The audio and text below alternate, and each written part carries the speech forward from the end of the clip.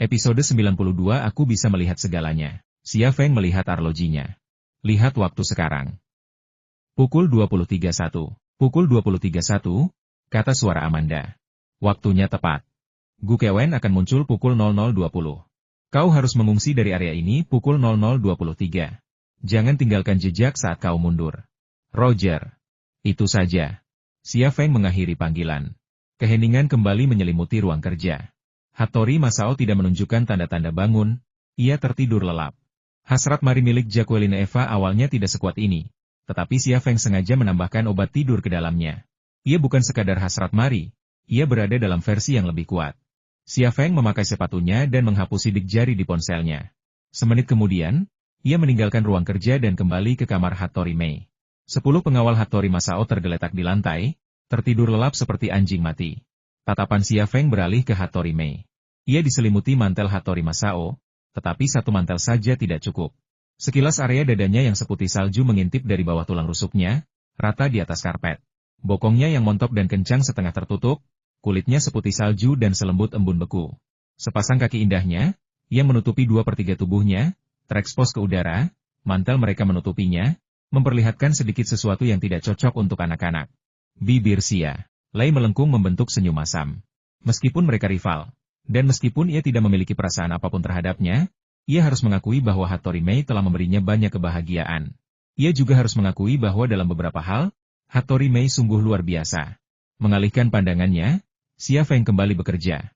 Ia mengambil botol parfum yang jatuh dan pergi ke kamar mandi untuk membilas sisa parfum. Ia kemudian menghancurkan botol itu, membuang pecahannya, dan membuangnya ke toilet. Setelah membersihkan botol itu, ia meninggalkan kamar mandi dan dengan hati-hati mendekati jendela. Tanpa membuka tirai, ia sedikit membukanya untuk membiarkan udara segar masuk. Angin alami dari jendela, dikombinasikan dengan kipas angin, akan membantu mengencerkan aroma parfum. Setelah udara bersih, Hattori Mei dan penjaga akan bangun pagi-pagi. Saat itu, operasinya akan selesai. Menatap melalui tirai, ia mengamati area tersebut. Ia segera melihat seorang pria kulit putih di sebuah gedung tepat di depan jendela, sedang menatap keluar dengan teknologi penglihatan malam. Senyum sinis tersungging di wajahnya. Kau ingin menangkapku? Ayo. Meninggalkan jendela, ia kembali ke sisi Hattori Mei. Ia menggendongnya dan pergi ke kamar mandi. Ia harus membersihkan beberapa noda yang tak diinginkan, dan tubuh Hattori Mei sudah terlalu banyak nodanya sendiri. Beberapa noda memang lebih sulit dibersihkan, bahkan membuatnya sedikit mual, tetapi ia harus melakukannya. 10 menit kemudian, Xia Feng menggendong Hattori Mei keluar dari kamar mandi, memakaikannya pakaian, dan membaringkannya di karpet. Hattori Mei tidak menunjukkan tanda-tanda akan bangun. Apapun yang Xia Feng lakukan padanya, ia seperti boneka, tunduk pada manipulasinya. Xia Feng meliriknya, lalu meninggalkan kamarnya dan kembali ke ruang kerjanya. Ia telah menyelesaikan semua pekerjaannya dan kini hanya menunggu panggilan Gu Kewen. Waktu berlalu begitu cepat, terasa sangat lambat. Pukul 10 lewat tengah malam, Xia Feng mengangkat telepon di mejanya dan menghubungi sebuah nomor. Panggilan tersambung, dan suara seorang wanita terdengar dari gagang telepon. Siapa kau? Itu Jacqueline Eva. Xia Feng menjepit lehernya dengan tangannya. Ini aku. Xia Feng. Ayo, selamatkan aku. Orang Jepang mencoba membunuhku. Suaranya dipenuhi ketakutan, dan rasanya ia kesulitan bernapas. Di mana kau? Jacqueline Eva tiba-tiba menjadi gugup. Suaranya meninggi tajam. Aku. Xia Feng tidak berkata apa-apa lagi, tetapi menembakkan 2 tembakan ke dinding dengan pistol Hattori Masao. Bang!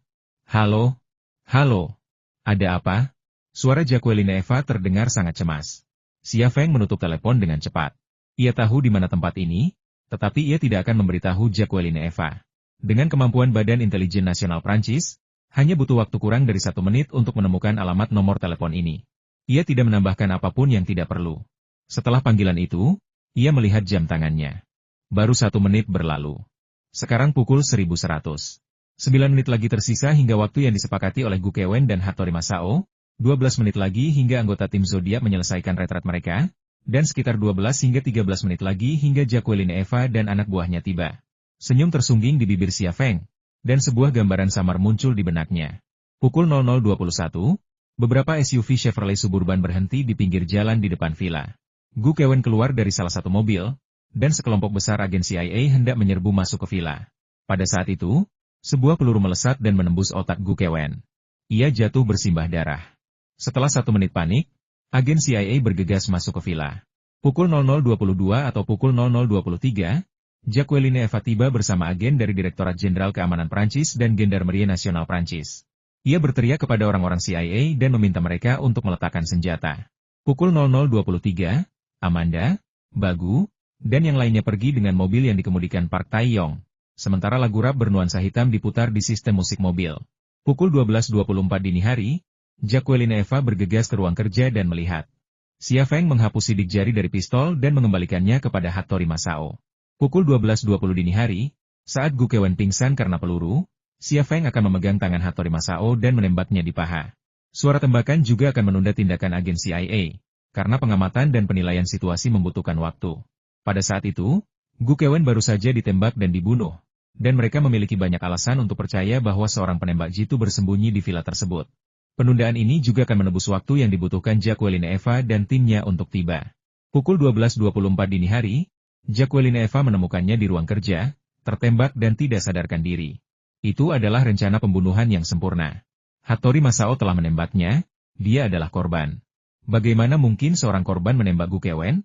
Orang Prancis adalah saksinya, dan orang Jepang juga adalah saksinya. Adapun siapa yang membunuh Gu Kewen? Siapa yang tahu? Bayangan di benaknya lenyap, tetapi bayangan Gu Kewen muncul kembali.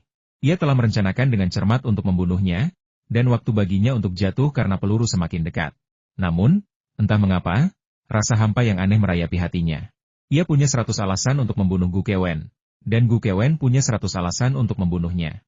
Dendam antar manusia seperti ini kau punya dendam, dia punya dendam. Bertarung sampai mati bukanlah akhir, melainkan awal yang baru.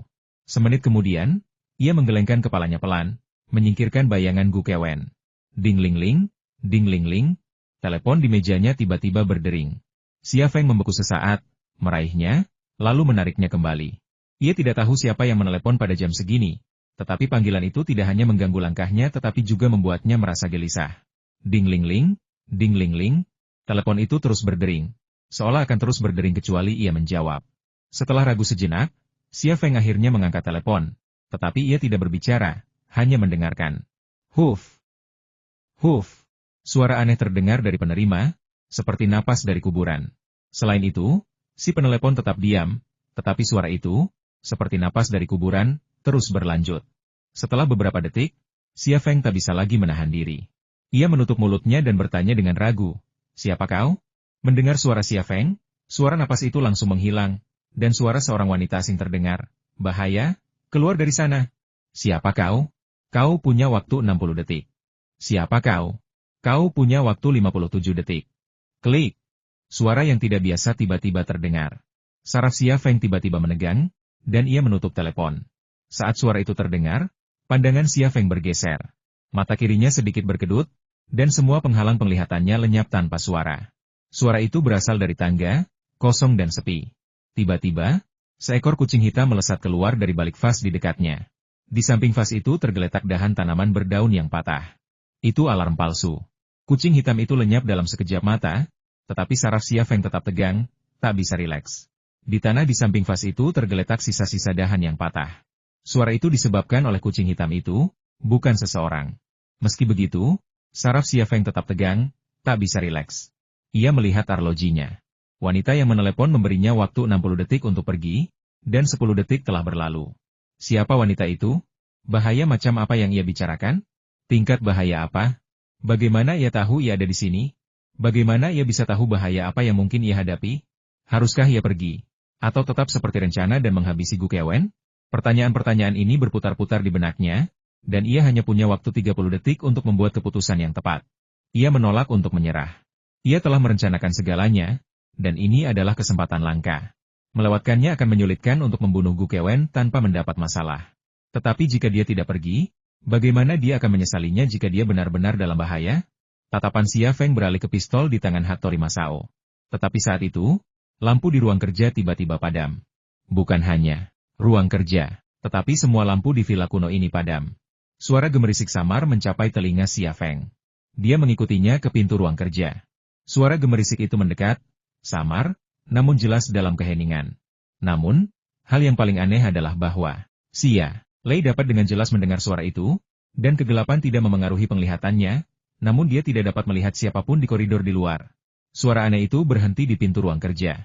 Sedetik kemudian, Xia Feng tiba-tiba lepas landas, berlari menuju jendela dengan kecepatan tinggi. Bang! Pintu di belakangnya terbuka. Crash! Tubuh Xia Feng menabrak jendela, mengirimkan pecahan kayu dan kaca yang meluncur ke tanah. Sedetik sebelum kakinya menyentuh tanah, mereka tertekuk, memiringkan pusat gravitasinya ke depan. Saat mereka mendarat, tubuhnya berguling ke depan, membebaskannya dari sebagian besar gaya gravitasi. Tubuhnya berguling di tanah, dan pandangannya beralih ke jendela lantai 2. Sosok kurus tiba-tiba muncul di jendela. Wajahnya tak terlihat, terbungkus jubah hitam pekat. Jubah itu menyerupai jubah pendeta, dengan tudung yang menutupi kepalanya dan, pada gilirannya, wajahnya. Lebih aneh lagi, jubah itu tampaknya menyerap cahaya, sehingga bahkan dengan penglihatannya yang luar biasa, wajahnya tidak terlihat. Sosok kurus itu berdiri di jendela, seperti hantu dari dunia yang gelap. Dia bisa dilihat, tetapi dia tidak nyata. Tubuh Xia Feng berhenti berguling. Sosok berjubah hitam itu sebentar bersinar di jendela, lalu menghilang. Mata kiri Xia Feng telah menembus dinding, namun dia kehilangan pandangannya. Siapakah dia? Punggung Xia Feng terasa dingin, dan butiran keringat mengucur di dahinya. Ia dipenuhi luka akibat pecahan kaca, namun ia sama sekali tidak merasakan sakit. Ia tak mau mengakuinya, tetapi rasa takut mencengkeramnya. Bos! Apa yang terjadi? Suara Amanda terdengar, diselingi kecemasan. Xia Feng bergerak cepat, berkata, apakah kau melihat orang berjubah hitam itu? Kalau kau melihatnya, tembak dia. Orang berjubah hitam yang mana? Suara Amanda dipenuhi keterkejutan dan kecemasan. Hati Xia Feng mencelos. Ia yakin orang berjubah hitam itu baru saja muncul sekilas di jendela. Amanda adalah penembak jitu yang akan membunuh Gu Kewen. Tatapannya pasti ke arah itu. Bagaimana mungkin ia tak melihat orang berjubah hitam itu? Iya. Tiba-tiba teringat saat ia mengintip melalui pintu ruang kerja. Oh, orang berjubah hitam itu jelas ada di sana. Namun ia tidak melihat apa-apa. Mungkinkah orang berjubah hitam itu benar-benar tidak ada? Apakah itu hanya ilusi? Bagaimana mungkin? Saat ia bergerak cepat, Xia Feng tak kuasa menahan diri untuk menoleh ke belakang. Pada saat itu, sosok berjubah hitam itu diam-diam muncul di ambang pintu ruang tamu lantai 1. Wajahnya tetap tak terlihat. Tudungnya menutupi sesuatu yang tampak seperti papan tulis, bukan wajah sama sekali. Kau melihatnya? Teriak Xia Feng. Tembak dia. Bos, kau. Suara Amanda dipenuhi kebingungan dan pertanyaan. Xia Feng tiba-tiba berhenti dan berbalik menatap sosok berjubah hitam itu. Bos, apa yang terjadi? Apa yang kau lakukan? Gu Kewen hampir tiba. Suara Amanda dipenuhi kecemasan. Namun Xia Feng tampak tak menyadari suaranya, tatapannya terpaku pada sosok berjubah hitam itu. Ia benar-benar yakin ia berada di ambang pintu ruang tamu lantai 1. Ia bisa melihatnya dengan jelas, namun Amanda tidak melihatnya. Sosok berjubah hitam itu tiba-tiba bergerak, melesat keluar dari ambang pintu tetapi kemudian mundur. Apa yang sedang terjadi? Xia Feng secara naluriah melirik ke langit di atas, lalu ke lampu jalan di atas. Langit malam cerah malam ini, bulan dan bintang-bintang terlihat jelas. Lampu jalan di atas kepala terang benderang, dan lengat beterbangan di sekitarnya, menciptakan bayangan yang bergeser di tanah. Apakah dia takut cahaya? Xia Feng tiba-tiba berpikir. Sosok berjubah hitam itu berdiri diam di ambang pintu. Matanya tak terlihat, tetapi ia pasti memilikinya, dan tatapannya tertuju pada Xia Feng, dengan ekspresi dingin dan tajam. Bos! Suara Amanda terdengar. Mobil CIA sudah datang. Untuk apa kau masih berdiri di sana? Haruskah kita melanjutkan rencana awal? Xia Feng akhirnya tersadar. Ia bergerak mundur, berkata, batalkan rencana, mundur. Batalkan? Batalkan? Mundur. Ulang Xia Feng, tatapannya masih tertuju pada sosok berjubah hitam itu. Roger Ted, Amanda mengakhiri panggilan. Saat ia masih berbicara dengan Amanda, sosok berjubah hitam itu mencoba bergegas keluar dari ambang pintu lagi, tetapi mundur kembali ke dalam. Penemuan ini memperkuat kecurigaan Xia Feng bahwa ia takut pada cahaya. Kenapa dia takut cahaya? Siapa di dunia ini yang takut cahaya? Xia Feng memikirkan penyakit kulit seperti helium, lalu vampir. Kemungkinan yang pertama hampir nol, karena saat itu malam hari, dan pria itu mengenakan jubah hitam yang menutupi tubuhnya dari ujung kepala hingga ujung kaki. Bahkan jika dia memiliki penyakit kulit seperti helium, dia tidak akan takut pada cahaya bulan atau lampu jalan, kan? Yang kedua bahkan lebih tidak masuk akal. Di mana ada vampir? Sebuah Ford Explorer 7 penumpang tiba-tiba melaju dan berhenti di samping Xia Feng. Pintu terbuka, dan Park Taeyong mencondongkan tubuh keluar jendela. Bos, masuk. Xia Feng akhirnya berhenti mundur dan masuk. Park Tae-yong memasukkan gigi mobil dan melaju pergi, tanpa berhenti sedetik pun. Xia Feng memandang keluar jendela ke villa tua itu. Pria berjubah hitam itu masih berdiri di pintu. Dia tidak bisa melihat wajahnya, tetapi dia merasa sedang menatapnya. Pria itu mengangkat tangannya dan perlahan mengelus lehernya. Itu adalah gerakan membunuh. Dengan gestur ini, sosok berjubah hitam itu menghilang di balik pintu. Pikiran Xia Feng dengan cepat memutar ulang setiap detail pertemuannya dengan sosok berjubah hitam itu, tetapi ia masih tidak mengerti bagaimana ia bisa masuk ke villa. Dan terlebih lagi, mengapa ia tidak bisa mengetahui lokasinya. Kemampuan terbesarnya adalah kewaspitaannya. Jika sosok berjubah hitam itu bisa menyelinap ke arahnya tanpa terdeteksi, ia akan berada dalam bahaya. Lawan ini tidak diragukan lagi adalah yang terkuat dan tertangguh yang pernah ia hadapi, dan ia bahkan tidak bisa mengetahui identitasnya. Park Tae-yong keluar dari jalan utama dan menuju jalan samping yang terpencil. Saat Ford Explorer memasuki jalan samping, beberapa Chevrolet Suburban berpacu melewatinya di jalan utama. CIA akhirnya tiba. Xia Feng melihat arlojinya. Tepat pukul 120.2030. Konvoi CIA akan membutuhkan 30 detik lagi untuk mencapai villa, yang berarti tepat pukul 1221. Tepat seperti perkiraannya. Pukul 00.21, ia merencanakan Gu Kewen akan muncul di teropong Amanda dalam 30 detik. Namun, terlepas dari perencanaannya yang matang, ia tidak mengantisipasi sosok hantu berjubah hitam, yang akhirnya menggagalkan rencananya. Bos, apa yang terjadi? Park Tae-yong memecah keheningan di dalam mobil. Saya mendengar percakapan Anda dengan Amanda di komunikator. Apakah orang itu dari FA? Saya tidak tahu, jawab Xia Feng singkat. Namun dalam hatinya, ia tahu sosok berjubah hitam itu pasti bukan dari FA. Amanda bahkan tidak melihat orang itu. Dia pasti orang yang spesial, kata Park Tae-yong. Hati-hati 2 hari terakhir ini. Tidurlah dengan lampu menyala, kata Xia Feng. Park Tae-yong tak kuasa menahan diri untuk melirik Xia Feng. Bos, apakah saya perlu tidur dengan lampu menyala? Apakah itu penting? Xia Feng mengangguk. Sangat penting. Park Tae-yong mengangkat bahu. Baiklah, saya akan tidur dengan lampu menyala, tapi saya tidak bisa mengendalikan orang-orang itu. Pada saat itu, sirene melengking meraung dari jalan utama. Xia Feng melihat keluar jendela dan melihat barisan panjang mobil polisi Prancis dan kendaraan off-road militer pasukan khusus. Semuanya melaju dengan liar menuju villa. Kali ini dia tidak melihat arloji di tangannya. Apa gunanya bahkan jika dia menghitung waktu hingga detik? Rencana untuk membunuh Gu Kewen telah gagal. Park Tae-yong memutar setir dan melaju ke sebuah gang. Tidak ada lampu di gang itu, dan gelap gulita. Ketika lampu depan menghilangkan kegelapan, Amanda, Baguhe, Markus dan Erdemutu muncul dari sudut gang yang paling gelap. Mereka berempat berjalan cepat dan masuk ke dalam mobil. Park Tae-yong menyalakan mobil lagi, melaju melewati gang, dan menuju ke Paris Heart Hotel. Bos, apa yang baru saja terjadi? Tanya Amanda, yang duduk di belakang. Xia Feng tersenyum kecut. Aku bilang aku melihat seseorang berjubah hitam. Apa kau melihatnya? Amanda menggelengkan kepala. Ia menatap Xia Feng dengan cemas. Apa kau melihat sesuatu di dalam? Tanya Xia Feng kepada yang lain.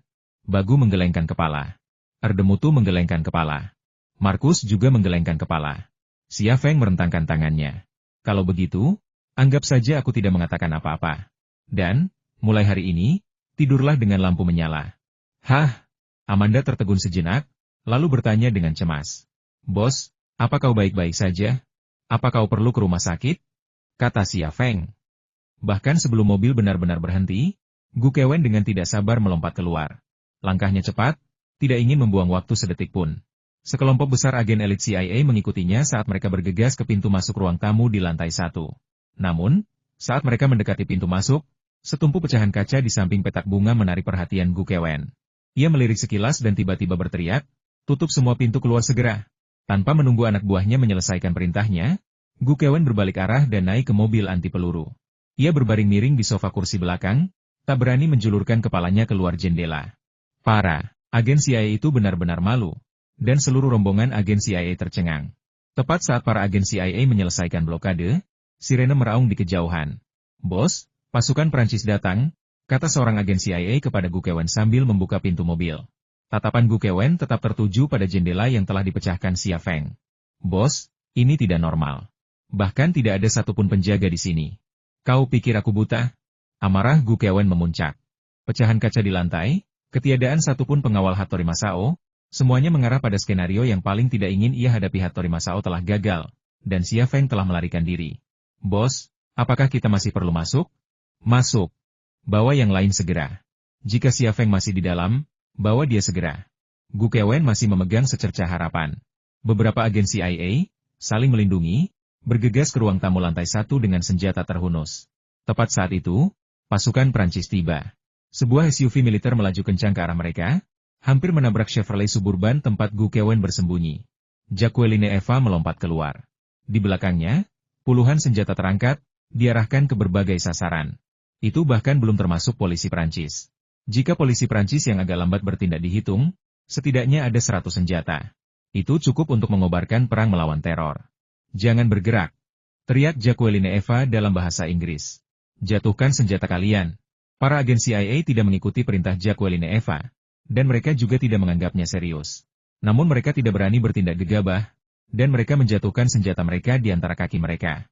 Jangan khawatir, kami dari CIA, dan kami sedang memburu seorang teroris, Kapten Lapangan CIA mengumumkan, lalu menunjukkan kartu identitasnya. Siapa pemimpin tim Anda? Jacqueline Eva tahu identitas para agen CIA tanpa perlu melihat kartu identitas mereka. Gu Kewen kemudian menurunkan jendela dan mengintip keluar. Ini saya. Kami tidak akan menjelaskan apapun kepada Anda, tetapi Anda, atasan, akan menerima penjelasan. Jacqueline Eva mencibir. Jika kau begitu takut mati, mengapa kau masih di CIA? Seharusnya kau bekerja di toko roti. Gu Kewen mendengus, aku tahu siapa yang kuhadapi. Jika itu kau bahkan tidak akan berani menunjukkan wajahmu, apalagi datang ke sini. Ia mengatakan yang sebenarnya. Ia sedang menghadapi Xia Feng, makhluk yang hampir tak terkalahkan. Terakhir kali di Korea, jika ia tidak seberuntung itu, rumput di makamnya pasti setebal 2 inci. Ia datang ke sini untuk menangkap Xia Feng.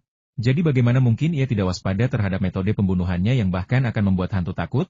Pada saat itu, seorang agen CIA menjulurkan kepalanya dari jendela lantai 2. Bos, semua orang di dalam pingsan, dan targetnya hilang. Jacqueline Eva bergegas masuk.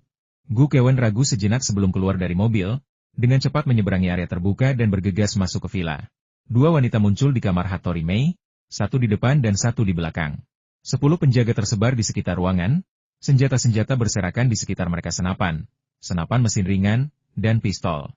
Hattori Mei berbaring di karpet dekat tempat tidur, kakinya tertutup, pakaiannya tertata rapi, tanpa sedikit pun tanda-tanda kekerasan. Ekspresinya normal, seolah-olah ia sedang tidur. Ekspresi Gu Kewen sangat muram. Seandainya orang Prancis dan anak buahnya tidak ada, ia pasti sudah bergegas menghampiri dan menghentakkan sepatu hak tingginya di dada Hattori Mei. Seandainya Hattori Mei dan ayahnya, Hattori Masao, tidak bertahan selama 6 jam, bagaimana Xia Feng bisa lolos? Jangan takut pada lawan yang tangguh, takutlah saja pada rekan setim yang bodoh. Gu Kewen akhirnya memahami arti sebenarnya dari kata-kata itu. Hidung Jacqueline Eva sedikit berkedut, dan senyum tipis perlahan tersungging di bibirnya. Ia berpikir, dasar pencuri kecil, kau bisa menipu orang lain, tapi kau pikir kau juga bisa menipuku? Kau memanggilku untuk menyelamatkanmu, dan CIA datang di waktu yang tepat. Apa rencanamu? Memang, Xia Feng telah memanfaatkan hasrat M. Ali, sebuah fakta yang bisa menipu orang lain, tetapi bukan dirinya. Ia adalah pemilik parfum misterius itu. Meskipun Xia Feng telah mengambil langkah untuk menghilangkannya, ia masih bisa mencium aroma samar yang tertinggal di udara. Namun, meskipun ia yakin akan hal ini, ia tidak bisa menebak motif Xia Feng. Tentu saja, ia tidak bisa, karena rencana Xia Feng adalah mengambil jenazah Gu Kewen. Seorang agen CIA menghampiri Gu Kewen dan membisikkan sesuatu. Lalu Gu Kewen meninggalkan kamar Hattori Mei dan pergi ke ruang kerja. Semuanya, keluar, teriak Jacqueline Eva. Ruangan itu segera dikosongkan. Jacqueline Eva menutup pintu dan menghampiri Hattori Mei. Ia mengeluarkan botol kaca kecil dari sakunya, membuka sumbatnya, lalu mendekatkannya ke hidung Hattori Mei. Botol itu setengah terisi cairan merah yang berbau seperti yogurt. Aroma aneh inilah yang memicu keajaibannya. Dalam hitungan detik, kelopak mata Hattori Mei berkedip lalu terbuka. Cahaya dan wajah Jacqueline Eva memasuki pandangan Hattori Mei, dan ia terkejut. Ingatannya masih terbayang saat ia baru saja keluar dari kamar mandi, baru saja menurunkan kandang dan pergi melihat monyet yang ia tangkap, telanjang bulat. Apa yang terjadi? Tanya Jacqueline Eva dalam bahasa Inggris. Mei Hattori menggeleng bingung. Aku tidak tahu. Di mana dia? Siapa? Kau tahu siapa yang kumaksud? Aku tidak tahu apa yang kau bicarakan. Bagaimana kau bisa sampai di sini? Perlu kuingatkan? Jacqueline Eva tiba-tiba mencengkeram kerah Mei Hattori dan menariknya dari tanah. Xia Feng. Di mana dia? Aku tidak tahu, kata Mei Hattori dingin. Lebih baik kau lepaskan aku, atau kau akan mendapat masalah. Jacqueline Eva melonggarkan kerah Mei Hattori. Jika terjadi sesuatu pada Tuan Xia, kau akan mendapat masalah, dan ayahmu juga. Keluar dari sini, kata Mei Hattori tegas. Jacqueline Eva membuka pintu dan berjalan cepat. Mundur. Setelah orang Prancis itu pergi, Mei Hattori tiba-tiba mengangkat roknya. Ia melihat sepotong renda hitam yang terbalik. Tidak hanya terbalik, tetapi juga miring, dengan beberapa benang longgar mencuat keluar. Akhirnya, ia mencium aroma samar sabun cuci tangan. Aroma pembersih tangan itu tiba-tiba membuatnya menyadari sesuatu, dan emosinya langsung runtuh. Ia meraung dalam hati, Xia Feng, brengsek. Beraninya kau pakai pembersih tangan di wajahku. Aku akan membunuhmu. Pembersih tangan hanya untuk mencuci tangan, tetapi Xia Feng menggunakannya untuk hal lain. Ini benar-benar keterlaluan. Gu Kewen masuk. Nona Bailey ayahmu ada di ruang kerja. Ia belum bangun. Setelah terdiam sejenak, ia bertanya, apakah kau baik-baik saja? Hattori Mei menurunkan roknya dan tidak berkata apa-apa. Nona Bailey apa yang terjadi? Di mana Xia Feng? Apakah dia kabur? Hattori Mei perlahan bangkit berdiri. Kakinya agak lemas. Tapi ia tahu itu bukan efek samping komanya, melainkan kesalahan bocah itu. Nona Bailey katakan padaku, apa yang dia lakukan? Di mana dia? Hattori Mei akhirnya melirik Gu Kewen dan berkata, enyahlah. Gu Kewen? Pada saat yang sama, Jacqueline Eva, di dalam SUV militer yang melaju kencang, menerima telepon dari Hotel Paris Etale. Bos, Tuan Xia sudah kembali. Jacqueline Eva tertegun sejenak. Ada apa dengannya? Dia minum-minum. Apakah dia terluka? Beberapa luka lecet, tapi tidak serius. Begitu. Aku akan segera ke sana. Jacqueline Eva menutup telepon. 10 menit kemudian, Jacqueline Eva tiba di Hotel Paris Star dan mengetuk pintu Xia Feng. Xia Feng, yang membukakan pintu untuknya, mengenakan piyama dan berbau alkohol. Jangan berpura-pura. Jacqueline Eva masuk dan menutup pintu dengan tumitnya. Xia Feng mengangkat bahu. Untuk apa aku berpura-pura? Jacqueline Eva mendesak maju. Kau mencuri hasrat maliku, dan kau mengalahkan orang-orang Jepang itu. Aku bahkan tidak tahu apa yang kau bicarakan. Xia Feng mundur selangkah. Apa kau benar-benar harus memberitahuku? Tanya Jacqueline Eva dengan ekspresi kesal di wajahnya. Kau memanggilku untuk meminta bantuan. Dan aku membawa anak buahku ke rumah Hattori Masao, tapi kau kabur. Kau mampu menghadapi orang-orang Jepang itu, jadi kenapa kau menelepon? Aku benar-benar tidak mengerti apa yang kau bicarakan, kata Xia Feng dengan tatapan polos. Jacqueline Eva tiba-tiba mengulurkan tangan dan mencengkeram kerah piyama Xia Feng. Dengan sekali sentakan, piyama Xia Feng robek. Ada beberapa luka kecil dan goresan di sekujur tubuhnya. Apa yang kau lakukan? Xia Feng menutupi pinggangnya dengan tangan. Meskipun ditutupi kain segitiga, itu tetap membuatnya malu. Aku melihat pecahan kaca di rumah Hattori Hanzo. Kau melompat keluar dari kamar Bailey kan? Apa yang terjadi? Jacqueline Eva terus mendesak. Terus bermain curang tidak akan menyelesaikan masalah lagi. Xia Feng tersenyum kecut. Ya, orang-orang Jepang itu menggunakan Bailey untuk mendekatiku. Mereka ingin mendapatkan keahlianku lalu menyerahkanku ke CIA. Untungnya, aku punya keinginan mali, yang kau berikan padaku. Kalau tidak, aku pasti sudah jatuh ke tangan mereka kali ini. Kupikir itu mustahil. Jadi setelah melepaskan keinginan mali, aku meminta bantuan. Tapi kemudian aku sadar aku telah membius orang itu, jadi aku melarikan diri. Hanya itu, Jacqueline Eva menatap Xia Feng dengan ragu. Hanya itu. Aku tidak percaya. Kau pasti menyembunyikan sesuatu. Kalau begitu aku tidak bisa memuaskan rasa ingin tahumu. Xia Feng menutup piyamanya. Aku akan memanggil sekretarisku untuk membantuku mengoleskan obat. Jacqueline Eva meraih tangan Xia Feng. Tidak perlu memanggil sekretarismu. Aku akan melakukannya untukmu. Xia Feng tersenyum. Terima kasih. Sesaat kemudian, Xia Feng berbaring di tempat tidurnya. Jacqueline Eva duduk di sampingnya, memegang sebotol hidrogen peroksida dan kapas pembersih. Kau benar-benar tidak punya apa-apa untuk diceritakan padaku? Jacqueline Eva mengeluarkan cotton bud. Xia Feng berkata, kurasa aku akan menelepon sekretarisku saja. Jacqueline Eva tiba-tiba menempelkan ujung cotton bud yang terbuka ke luka di bokong Xia Feng. Gu Kewen hanya beruntung? Atau lebih tepatnya, itu hanya kebetulan bahwa pria berbaju hitam itu telah tiba. Xia Feng tidak tidur semalaman, memeras otaknya, tetapi akhirnya, ia tidak dapat menemukan jawaban yang memuaskan. Aturlah untukku. Aku akan pulang, kata Xia Feng kepada Jacqueline Eva saat ia bangun pagi itu. Jacqueline Eva terdiam sejenak. Apakah kita akan pulang sekarang? Xia Feng berkata, ya, aku harus. Tidak aman bagiku untuk tinggal di sini. Jika aku tidak melarikan diri tepat waktu tadi malam, aku pasti sudah jatuh ke tangan CIA. Kalau kau tidak tersihir Bailey Air, kau pasti tidak akan ada di sana. Tidak ada yang bisa menyakitimu kalau kau tetap di hotel. Namun, Xia Feng tidak setuju. Ia teringat pria berjubah hitam itu. Jika orang itu datang ke sini, Prancis mungkin tidak akan bisa membelanya. Meski begitu, ia tetap tidak berniat memberitahu Jacqueline Eva. Ia berkata, aku sudah memutuskan. Buat pengaturan untukku. Ini bukan hanya demi keselamatanku sendiri, tapi juga demi kesepakatan kita. Aku harus kembali ke negaramu untuk memproses komponen-komponen inti untukmu. Kau tidak bisa hidup tanpaku. Baiklah, aku akan segera mengaturnya untukmu. Jacqueline Eva juga turun dari tempat tidur. Ia melihat sekeliling, lalu tiba-tiba meraih bahu Xia Feng, mencondongkan tubuh ke samping, dan dengan tendangan samping, langsung menuju rak pakaian. Benda yang ia cari, bra putih kecil, tergantung di gantungan paling atas. Kaki jenjang seputih salju, pinggul montok dan kencang, pinggang melengkung bak busur, punggung kaki dan jari kaki yang tajam bagi anak panah dan pemandangan lain yang bahkan lebih memikat. Tak diragukan lagi, inilah cara terindah yang pernah dilihat Xia Feng saat seseorang mengambil pakaian dari gantungan baju. Dengan jentikan jari kakinya, stoking putih Jacqueline Eva meluncur turun dari punggung kakinya, lalu turun ke betis dan pahanya. Xia Feng mengangkat bahu. Apakah kau biasanya berpakaian seperti ini? Tangan Jacqueline Eva meninggalkan bahu Xia Feng dan, tanpa terpengaruh oleh tatapannya, menarik stoking itu ke atas kaki satunya. Apakah kau akan kembali? Jacqueline Eva menatap Xia Feng. Xia Feng tersenyum. Apakah penting bagiku aku kembali atau tidak? Jacqueline Eva balas tersenyum, lalu berkata, tidak juga. Setelah jeda sejenak, ia menambahkan, tapi kurasa aku takkan pernah menemukan pasangan tidur sebaik dirimu. Xia Feng. 1 jam kemudian, di pusat pameran Philippinte, Xia Feng memberitahu Qin Chaiwei dan stafnya tentang rencana kepulangannya, lalu mengatur pekerjaan mereka. Berita ini memang tak terduga bagi Qin Chaiwei dan staf Reima Group, tetapi tidak terlalu memengaruhi mereka. Pesanan sudah ditandatangani, dan pameran mendatang hanyalah formalitas.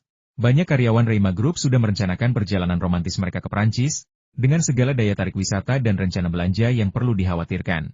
Mereka tidak punya waktu untuk menganalisis alasan di balik kepulangan mendadak ketua mereka, Xia. Qin Chaiwei mungkin yang paling kecewa, tetapi ia harus menyimpan kekecewaannya itu untuk dirinya sendiri. Setelah menyelesaikan semua tugasnya, Xia Feng meninggalkan ruang pameran Reima Group dan bersiap untuk kembali ke hotel. Ia menerima telepon dari Jacqueline Eva, yang mengatur bukan penerbangan tercepat melainkan pesawat pribadi langsung ke Kyoto, Tiongkok. Namun, sebelum Xia Feng sempat meninggalkan pusat pameran Philippinte, ia dihentikan oleh seseorang di lobi publik. Wanita yang menghentikannya mengenakan setelan jas kantor berwarna hitam. Pinggangnya ramping, pinggulnya membulat, dan kakinya jenjang yang menempati 2/3 tubuhnya. Ia memiliki fitur-fitur halus wanita timur, tetapi juga mata biru yang indah seperti wanita barat, dan tubuh yang seksi. Ia tak lain adalah Mei Hattori, yang telah memasang perangkap untuk menangkap monyet tadi malam tetapi pingsan karena ditabrak monyet itu. Mei Hattori berdiri di depan Xia Feng, menatapnya dengan dingin. Xia Feng melangkah ke samping, bersiap melewatinya. Mei Hattori juga melangkah ke samping, menghalangi jalannya lagi. Xia Feng tersenyum, itu kamu. Selamat pagi, Mei. Apa kamu melupakanku secepat ini? Hattori Mei akhirnya berbicara. Bukankah kamu terlalu realistis? Ini dunia nyata. Kita perlu bicara. Baiklah, tidak masalah. Aku senang membicarakan apapun yang ingin kamu bicarakan denganku. Tapi aku ada urusan mendesak sekarang. Bagaimana kalau begini? Xia Feng berpura-pura berpikir sejenak. Bagaimana kalau kita makan malam bersama malam ini? Kita bisa bicara sambil makan. Aku ingin bicara denganmu sekarang. Tidak sekarang. Baiklah, aku akan menjemputmu nanti malam. Aku harus pergi. Xia Feng melangkah mundur lagi, mencoba menyelinap melewati Hattori Mei. Hattori Mei mengulurkan tangan dan meraih tangan Xia Feng. Kau mau pergi? Kau tidak akan lolos semudah itu. Senyum Xia Feng memudar. Hattori Mei, aku tidak berutang apapun padamu. Kalau kau terus begini, aku tidak akan sopan. Hattori Mei mencibir. Kau mau memukulku? Silakan saja, aku akan membiarkanmu. Aku ingin melihat bagaimana media akan memberitakan seorang pria memukul seorang wanita di tempat seperti ini. Xia Feng mengatakan ini, tetapi jika dia benar-benar harus memukul Hattori Mei, terutama di tempat seperti ini, dia tidak akan melakukannya. Baiklah, ku beri kau waktu 5 menit, kata Xia Feng. Bukan karena dia takut diganggu Hattori Mei. Jika dia benar-benar ingin pergi, Hattori Mei tidak bisa menghentikannya. Ia setuju memberi Hattori Mei waktu 5 menit karena, pertama, ia ingin mengakhiri hubungannya dengan Hattori Mei, dan kedua, Ia ingin tahu bagaimana reaksi orang Jepang.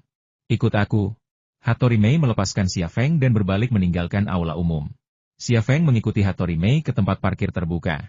Pintu sebuah minivan Toyota terbuka, dan Hattori Masao melangkah keluar.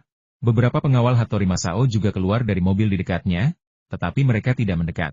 Malah, mereka berdiri 2 meter jauhnya, memperhatikan Xia Feng dengan saksama. Xia Feng mengabaikan mereka. Ia mengikuti Hattori Mei ke Hattori Masao dan menyapanya. Tuan Hattori, Anda tampak sehat. Sesuatu yang membahagiakan pasti telah terjadi pada Anda. Putrinya telah ditiduri, keahliannya telah hilang, dan pria yang ingin dibunuhnya masih berdiri di hadapannya. Tersenyum dan melontarkan komentar-komentar sarkastis. Jika hal-hal ini dianggap baik, maka Hattori Masao pastilah orang paling bahagia di dunia. Namun, pria paling bahagia di dunia itu hanya ingin mengeluarkan pistolnya dan menembak kepala bocah Cina itu 10 kali. Tak ada satu peluru pun yang meleset. Meskipun sangat kesal, Hattori Masao sangat pandai menahan diri, dan senyum perlahan muncul di wajahnya. Kemarin kau memanggilku paman, tapi hari ini kau memanggilku Tuan Hattori. Beberapa hari lagi, aku khawatir kau akan memanggilku Hattori bodoh. Xia Feng tersenyum, aku tidak berani. Itu hanya sebutan. Kalau kau mau, aku akan memanggilmu paman mulai sekarang, oke? Baiklah, jangan bertele-tele. Hattori Masao membuang senyumnya, kau tahu apa yang ingin kubicarakan denganmu. Ia mengulurkan tangannya ke Xia Feng. Xia Feng tertegun sejenak, lalu menjabat tangannya. Hattori Masao menepis tangan Xia Feng. Aku tidak ingin menjabat tanganmu, aku ingin mengambil kembali barang-barangku. Barang-barang apa itu? Xia Feng tampak bingung.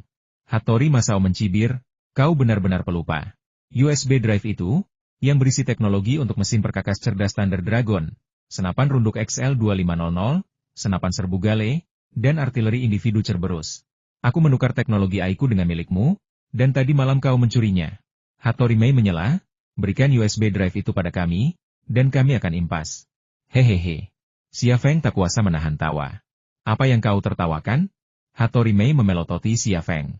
Hattori Masao pun menahan amarahnya dan keinginan untuk menampar Xia Feng. Xia Feng berhenti tertawa.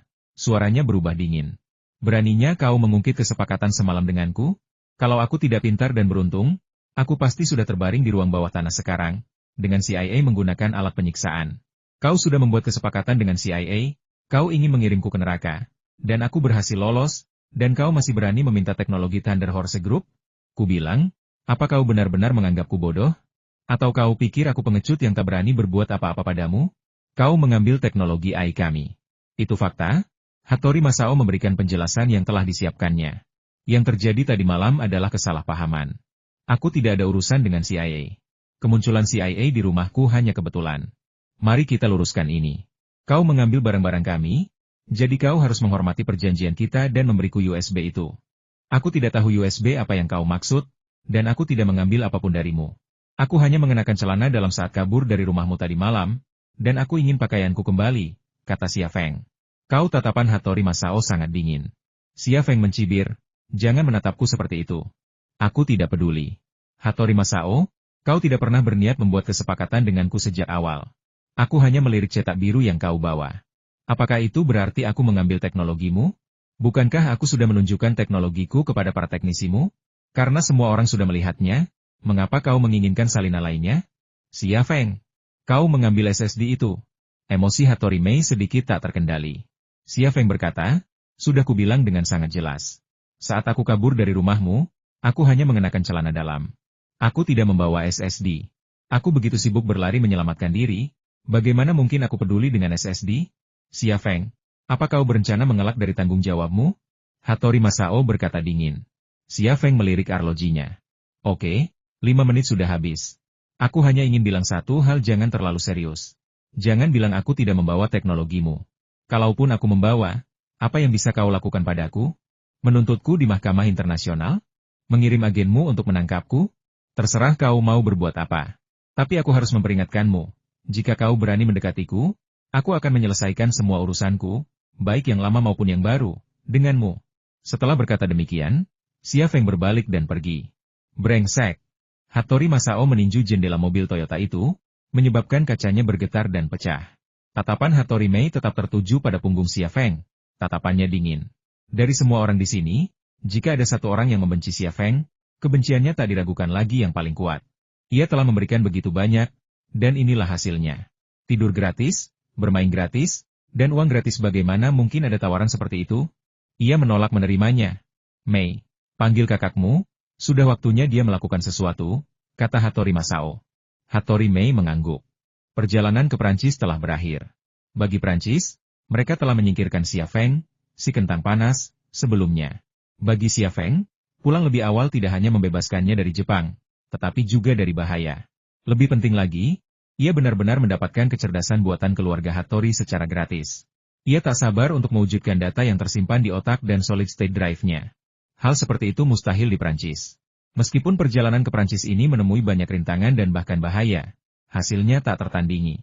Kesepakatan dengan Prancis telah menghapuskan utangnya yang lebih dari 20 miliar yen, yang secara efektif mengangkat semua beban dari pundaknya, memungkinkannya untuk melancarkan serangannya sendiri terhadap produsen senjata terbesar di dunia.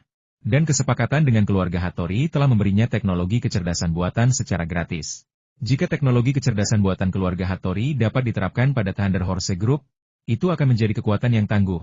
Saat fajar, sebuah Dassault Falcon 900 mendarat di Bandara Internasional Kyoto. Xia Feng berjabat tangan dan mengucapkan selamat tinggal kepada pramugari Prancis yang telah mengantarnya kembali, menyeret koper sederhana ke ruang kedatangan.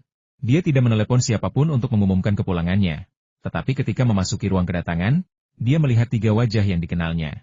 Ketika dia pergi, 3 kepala seksi wanita dari Biro 101 telah mengantarnya pergi.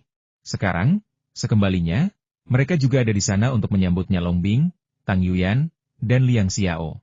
3 wanita cantik, 3 kepribadian yang sangat berbeda. Xia Feng seharusnya merasa terhormat, tetapi sebaliknya, dia hanya merasa sakit kepala. Dia tahu, tentu saja, bahwa ketika ketiga wanita itu muncul di hadapannya bersamaan, tidak ada hal baik yang terjadi. 4 wajah bertemu, 4 pasang mata saling bertatapan. Keempatnya sangat cantik, dan keheningan itu langsung menarik perhatian dan gosip yang cukup besar. Apakah keempatnya dari grup Korea? Lihat mata mereka, cinta segitiga yang legendaris.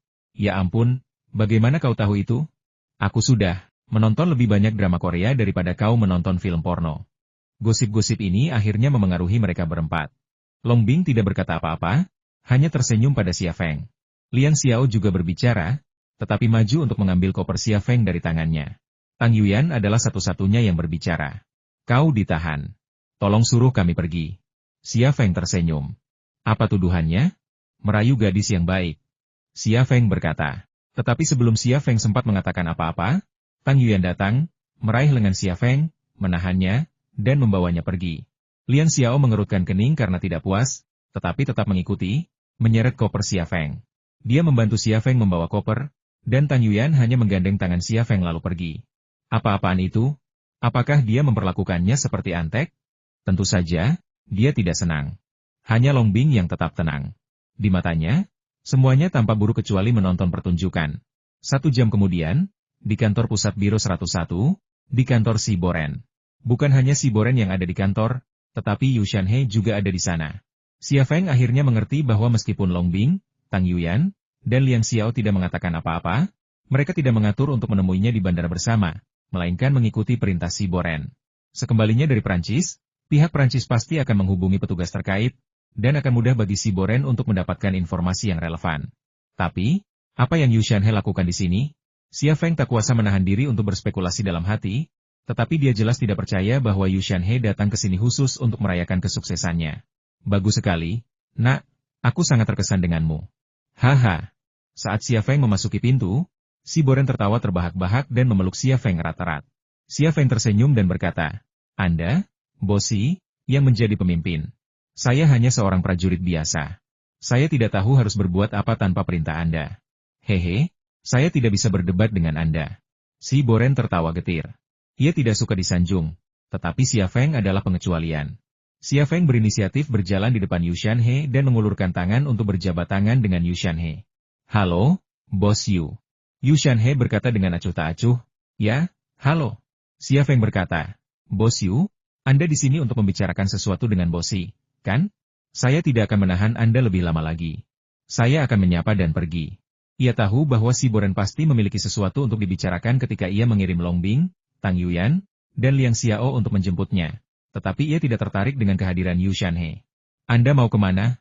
Si Boren berkata, kami semua menunggumu di sini. Kalau kau pergi, dengan siapa kami akan bicara? Jadi, kau mencariku? Xia Feng tampak sedikit terkejut. Untuk apa aku kesini kalau bukan karenamu? Nada bicara Yu Shanhe tetap tenang. Aku sedang menangani masalah pinjaman Thunder Horse Group. Juga, ia berhenti sejenak sebelum melanjutkan, dan masalah ekspor senjata Thunder Horse Group. Suasana hati Xia Feng baik sejak kembali ke Tiongkok setelah perjalanannya yang sukses ke Prancis, hingga ia tiba di tempat parkir Biro 101. Namun kini, suasana hatinya mulai berubah. Masalah pinjaman Thunder Horse Group harus diselesaikan. Ini adalah kesepakatan yang dipelopori Fan Fan, kesepakatan yang ia capai dengan atasannya. Namun, ia tidak menyangka Yu Shanhe akan menanganinya. Dalam imajinasi dan hatinya, Fan Fan adalah orang yang paling tepat untuk menanganinya.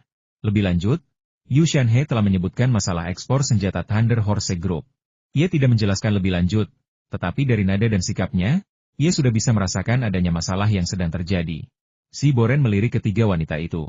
Apa yang masih kau lakukan di sini? Apa kau bosan akhir-akhir ini? Apa kau tidak ada kegiatan?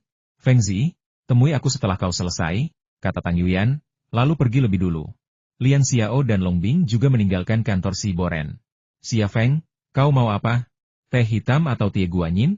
Aku akan membuatkanmu. Si Boren selalu bersikap sopan kepada Xia Feng.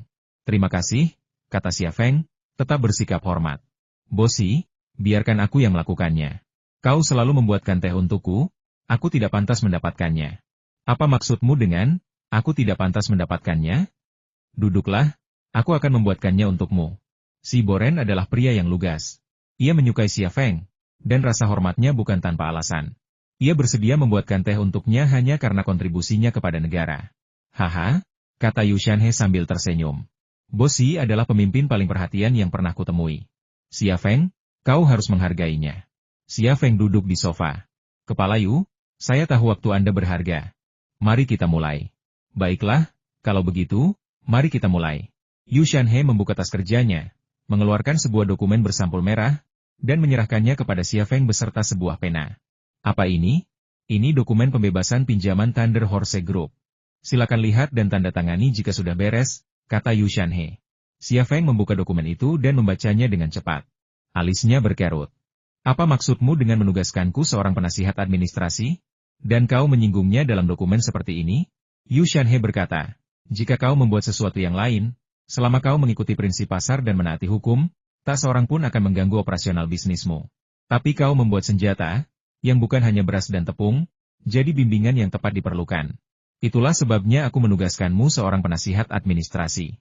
Kau masih muda, dan tak terelakkan kau mungkin menangani beberapa masalah dengan tidak tepat.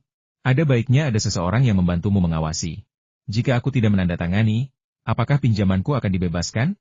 Xia Feng menatap Yu Shanhe. Meskipun amarah membara di hatinya, wajahnya tetap tenang. Yu Shanhe terkekeh pelan. Bukankah ini jelas? Itu lebih dari 20 miliar. Apa kau pikir itu hanya 2 juta? Kau ingin pemerintah menghapuskan begitu banyak pinjamanmu dan mengirimmu seorang asisten? Kau bahkan tidak akan senang? Lebih dari 20 miliar pinjaman dihapuskan sekaligus itu benar-benar jumlah yang signifikan. Dilihat dari nilai pinjamannya saja, pemerintah membebaskan sejumlah besar uang untuk Thunder Horse Group dan mengirim seseorang untuk mengawasi pekerjaannya. Tidak ada salahnya menerimanya, tidak ada salahnya. Bahkan mungkin itu tawaran yang sangat besar. Tapi benarkah demikian? Xia Feng meletakkan dokumen-dokumen itu di atas meja dan bertanya dengan acuh tak acuh. Kepala Yu, dari mana arahan administratif ini akan datang? Jangan khawatir.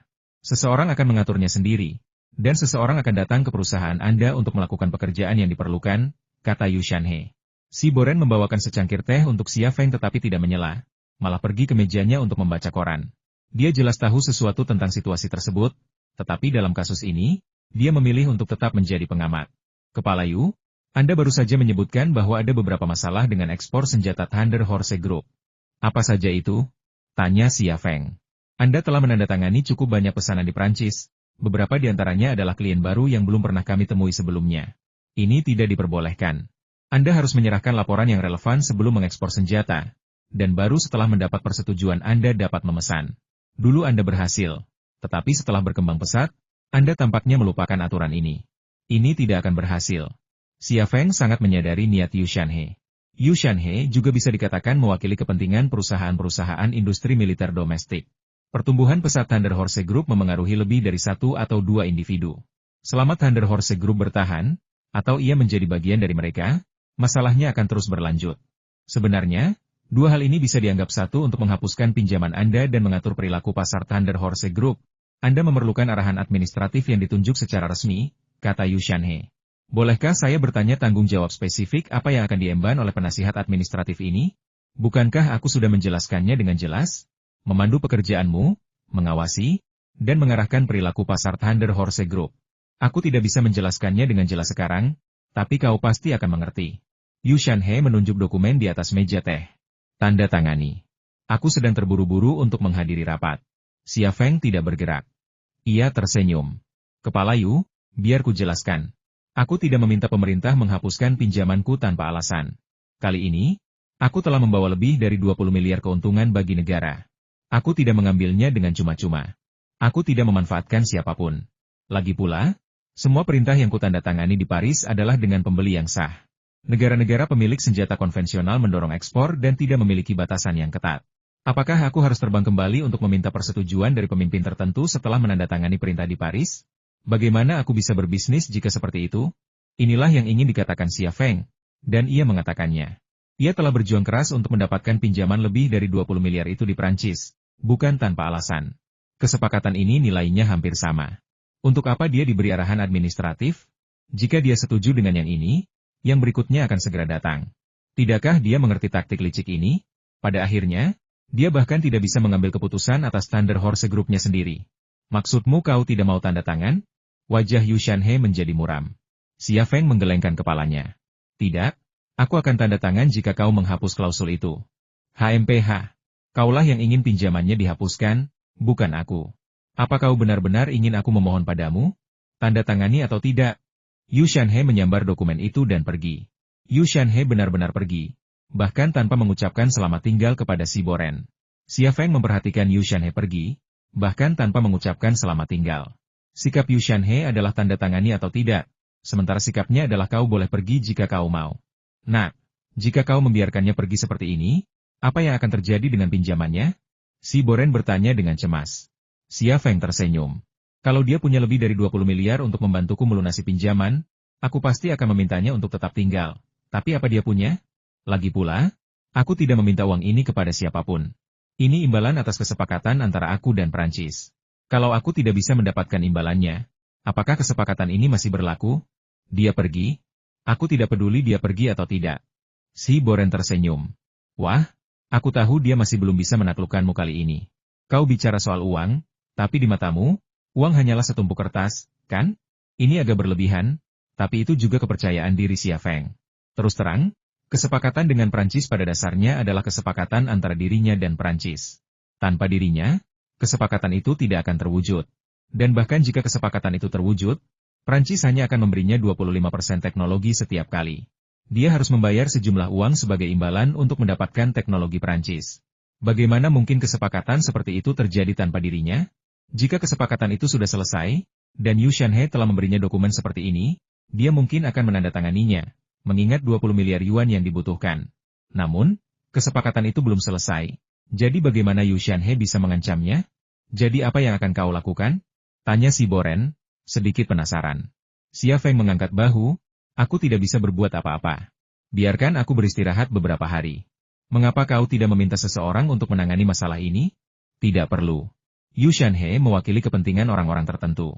Mereka ingin menghalangiku demi kepentingan mereka sendiri, dan aku akan membiarkan mereka melakukannya. Yu Shanhe berlagak di depanku. Bukankah tujuannya hanya untuk membuatku menyerah? Tapi ada satu kesalahannya, yaitu, akulah satu-satunya yang bisa berdagang dengan Prancis, dan ada lebih dari satu pemimpin seperti dia. Hehe. Si Boren tertawa lebih keras, kau benar. Aku, si Boren, tidak pernah mengagumi siapapun seumur hidupku, tapi aku mengagumimu. Bosi, berhenti memujiku. Si Boren tiba-tiba mengganti topik, jangan bicarakan ini. Aku ingin bercerita tentang bisnis. Bisnis apa? Seberapapun suksesnya kau tetap biro ke-101-ku. Urusan biro ke-101 adalah urusanmu. Kau baru saja kembali, dan seharusnya aku tidak mengirimmu dalam misi ini. Tapi misi ini tidak akan berhasil tanpamu, jadi aku harus mengirimmu, jagoanku. Xia Feng berpikir dalam hati, tunggu sampai dia memberitahuku. Baru aku akan mencari alasan untuk menolaknya. Ya, akhir-akhir ini ada beberapa masalah di Provinsi Barat. Intelijen kami menunjukkan bahwa beberapa teroris asing telah menyelinap masuk. Kami belum tahu apa yang mereka rencanakan, tetapi kami tidak menoleransi orang-orang seperti itu.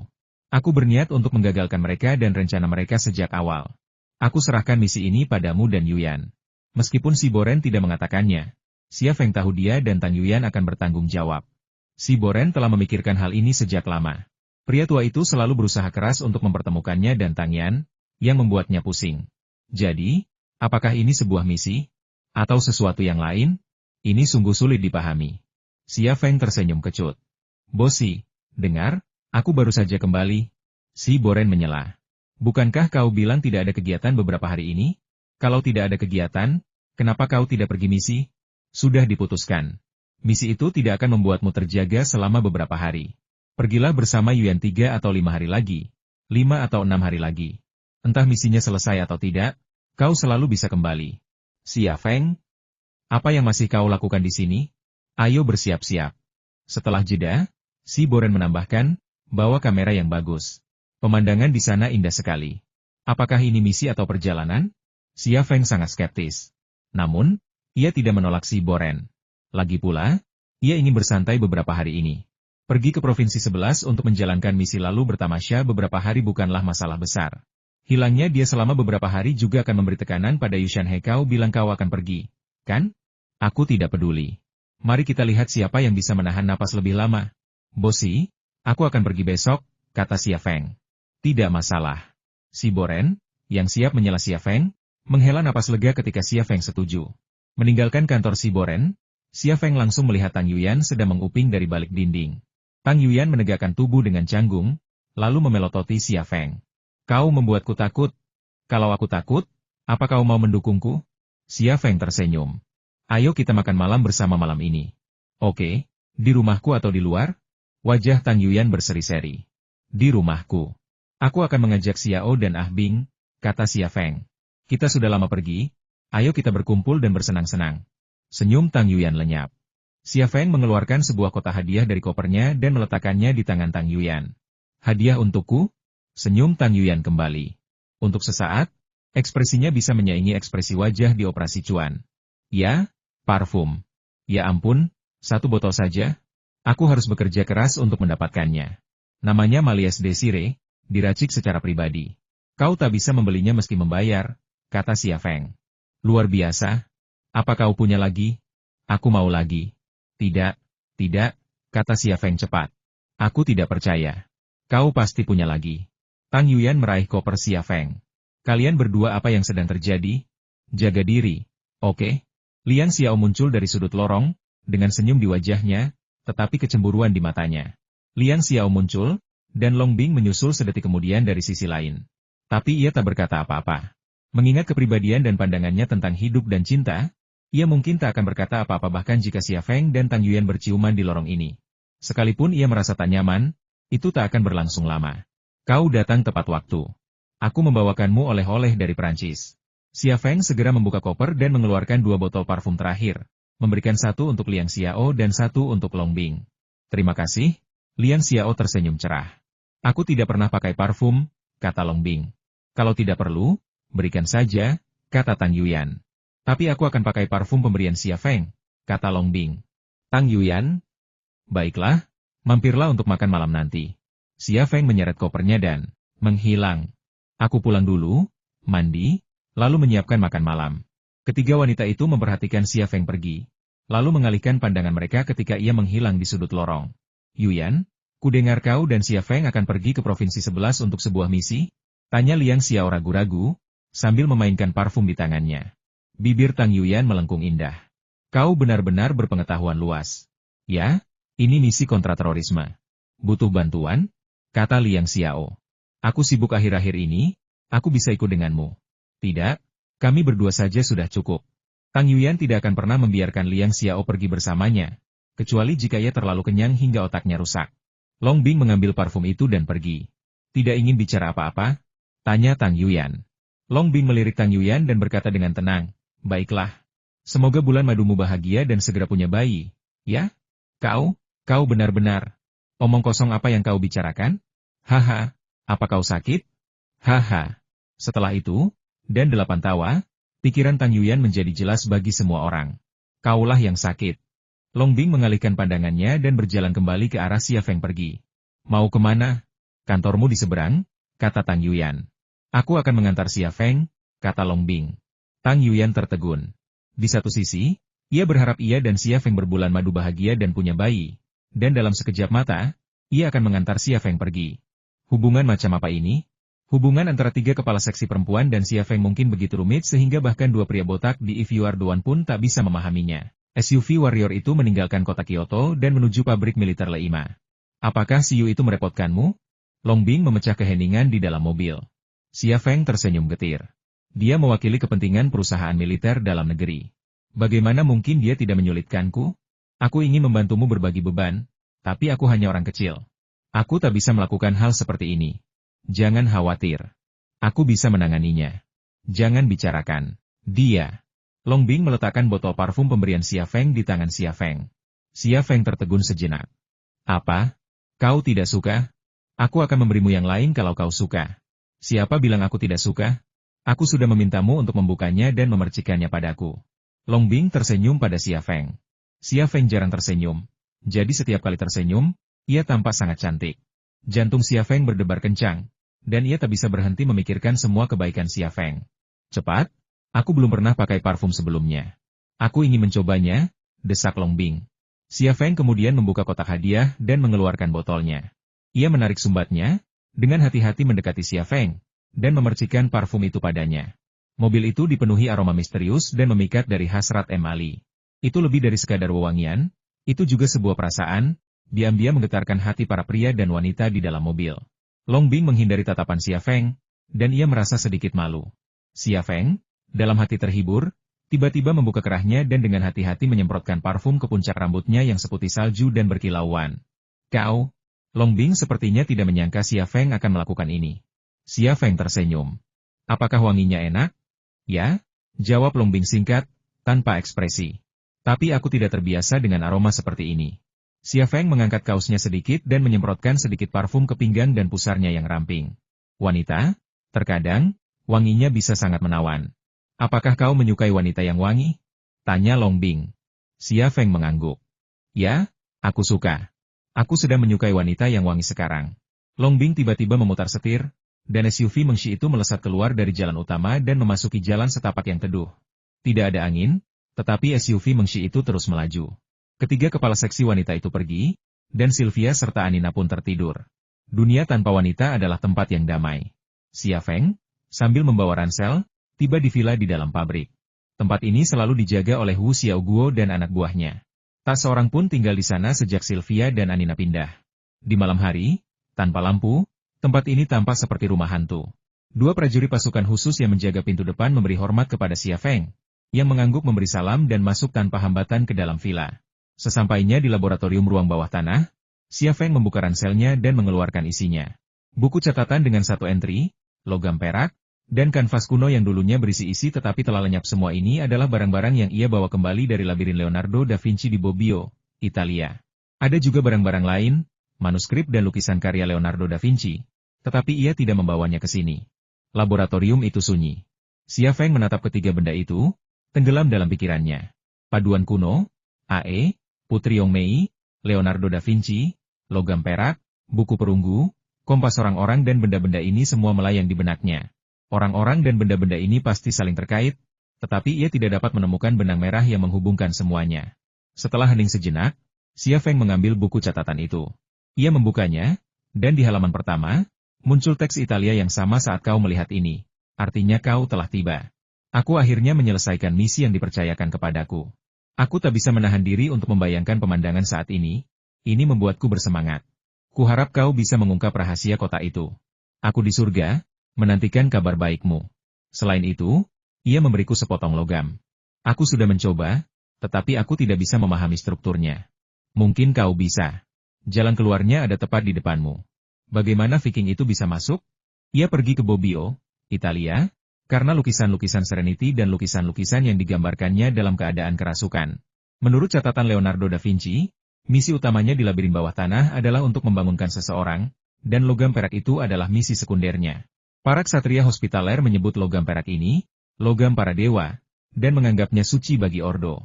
Logam ini tak mungkin tak memiliki kisah, atau tak bernilai, kan? Saya menguji kekuatannya di labirin bawah tanah. Ini bukan logam biasa. Leonardo da Vinci mempelajarinya, tetapi tak meninggalkan catatan penelitiannya. Xia Feng membalik halaman pertama, lalu mengangkat halaman kosong itu ke atas kepalanya, menyinari halaman kosong itu dengan cahaya dari lampu di atas kepala. Kertasnya bersih, tanpa jejak tinta. Di bawah cahaya, ia melihat tanda-tanda samar, jejak tulisan tangan Leonardo da Vinci di halaman pertama. Tepat saat Xia Feng hendak membalik halaman, ia tiba-tiba teringat sesuatu. Ia mengangkat halaman kedua ke arah cahaya dan mengaktifkan penglihatan mikro mata kirinya. Kali ini, ia melihat sesuatu yang berbeda. Beberapa tanda tulisan tangan berbeda dari teks di halaman pertama. Perbedaan ini menunjukkan bahwa Leonardo da Vinci telah menulis sesuatu yang lain setelah halaman pertama. Jika tidak, halaman kedua tidak akan memiliki tanda-tanda yang berbeda ini.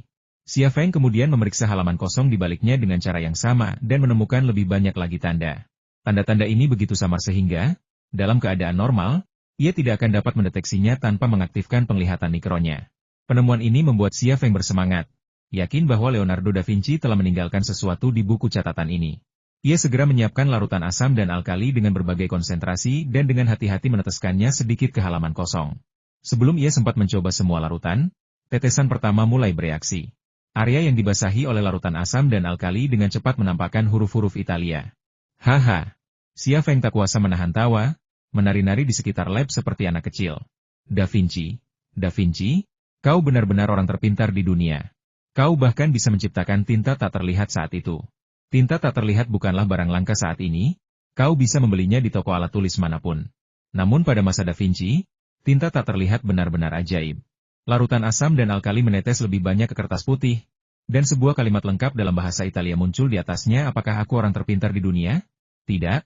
Jika aku orang terpintar, aku bisa mengungkap rahasia logam suci itu. Bagiku, logam itu sama misteriusnya dengan dirinya, bukan dari dunia ini. 30 tahun yang lalu, ia muncul di hadapanku, dan ia membuatku berbeda. 30 tahun telah berlalu, dan pencarianku tak membuahkan hasil.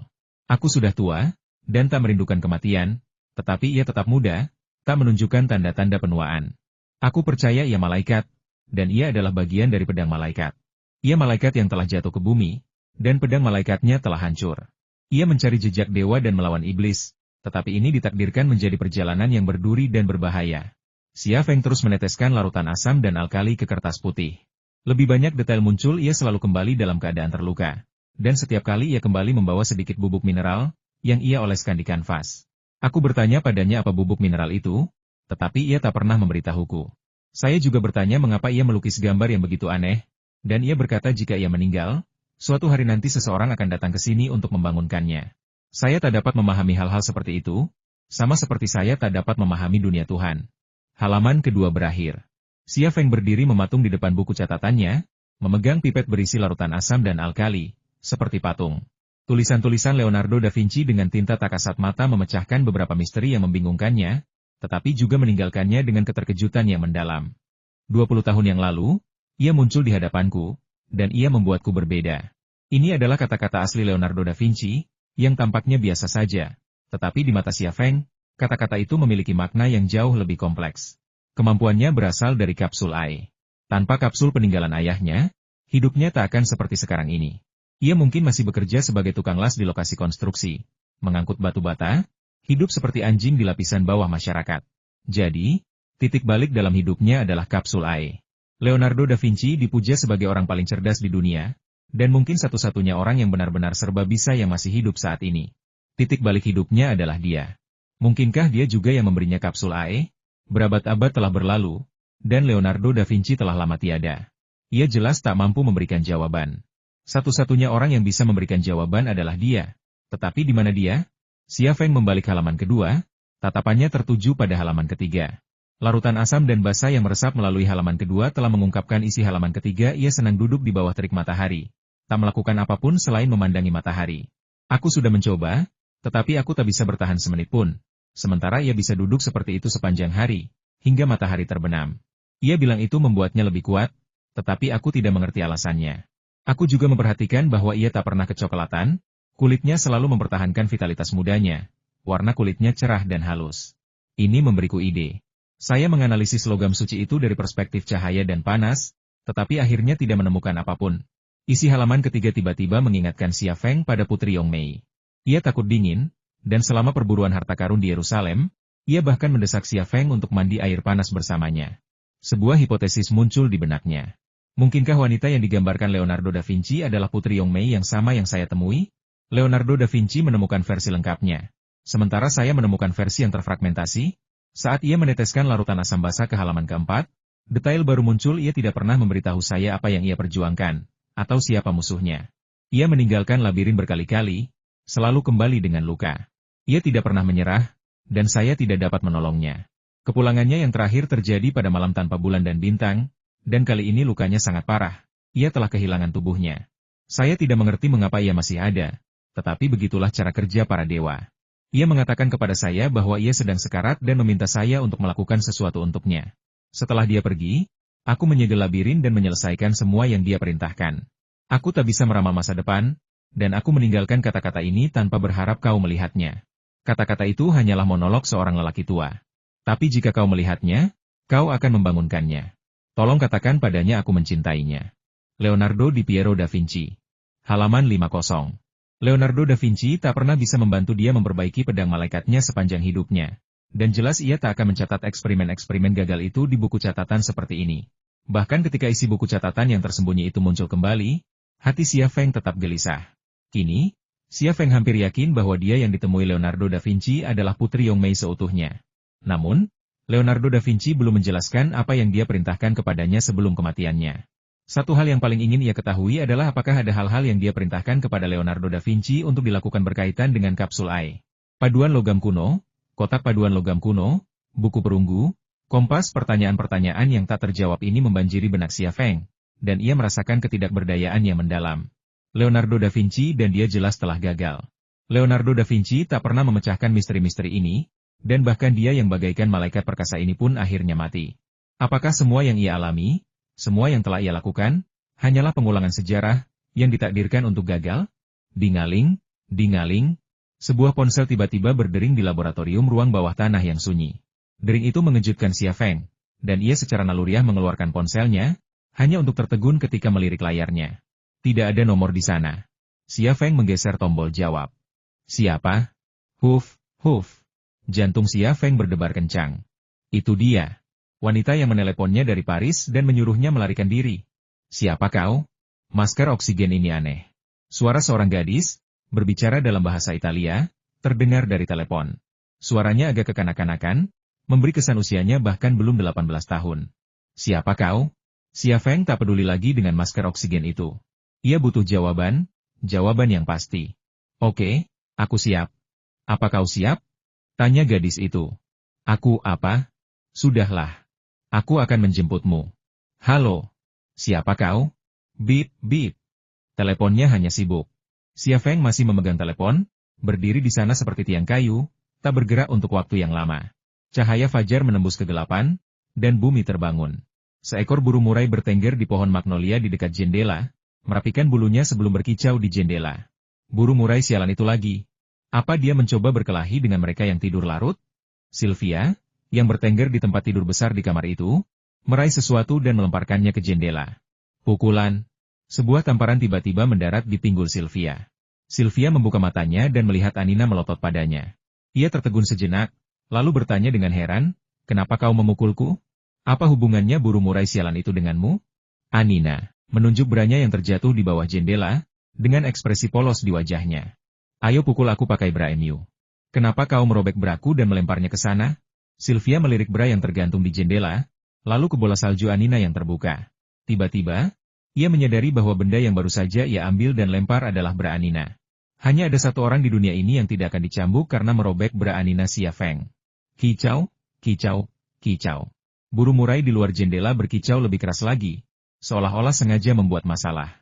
Anina, dengan marah, melompat dari tempat tidur dan membuka jendela. Sinar matahari keemasan masuk, puncak-puncaknya yang menjulang tinggi berselimut salju seperti gunung Everest I dan II tiba-tiba muncul di sebelah barat kota. Keluar dari sini. Dasar burung bau dan bodoh. Teriak Anina pada burung murai di pohon magnolia. Burung murai itu mengepakkan sayapnya dan terbang menjauh. Tujuan sebenarnya tampaknya begini menggunakan suara itu untuk memancing si pirang keluar dari ruangan, melihat sekilas area dadanya, lalu menghilang. Anina menutup jendela, mengambil branya yang terjatuh, dan dengan marah menggunakannya untuk menutupi dua gunungnya yang tertutup salju.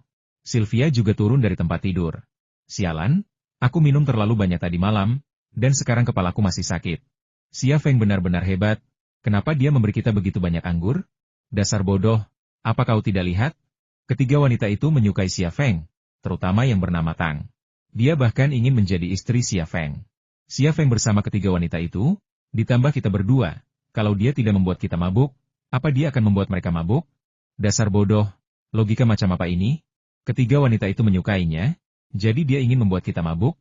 Apa untungnya dia membuatku mabuk? Apa ketiga wanita itu benar-benar ingin tidur dengannya? Logika Sylvia sebenarnya tidak terlalu cerdas. Wanita timur terlalu pemalu. Kebanyakan dari mereka merasa diri mereka suci. Jadi ketiga wanita itu mungkin tidak akan tidur bersama Xia Feng, tetapi mereka akan tidur dengannya satu persatu. Baiklah, apa yang kita bicarakan? Apa kita buang-buang waktu untuk omong kosong seperti ini? Kita harus mulai bekerja. Suku cadang Lei King sudah tiba, dan suku cadang yang perlu diproses sudah selesai. Kita perlu merakit mesin untuk menguji kinerjanya secara keseluruhan. Sylvia panik mencari celana dan pakaiannya. Hei, itu celana dalamku. Lalu celana dalam siapa yang kau pakai? Sialan. Kapan kau pakai celana dalamku sendiri? Hanya penjual kue yang tahu apa yang sedang terjadi. Dan hanya penjual kue yang tahu betapa kacaunya kehidupan kedua wanita Jerman ini. Setengah jam kemudian, kedua wanita Jerman itu tiba di bengkel tank. Para pekerja belum mulai bekerja, tetapi kedua wanita Jerman itu mendengar suara berdenting dari dalam. Siapa di dalam? Tanya Sylvia heran. Mana aku tahu? Anina mengangkat bahu. Pada saat itu, suara seorang pria terdengar dari balik pintu bengkel yang tertutup. Kalian berdua masih ngapain di sana? Ayo bantu.